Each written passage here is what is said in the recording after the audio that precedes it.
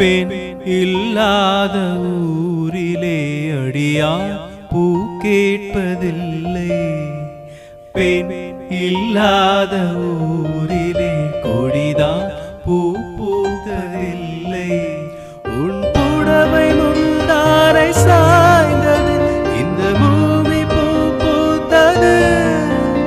இது கம்பன் பாடாத சிந்தனை, உந்தன் காதோடு யார் சொன்னது?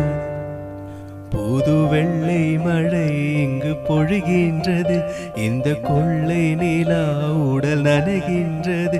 இங்கு சொல்லாத இடம் கூட குளிர்கின்றது, மனம் சூடான இடம் தேடி அலைகின்றது. நதியே நீரான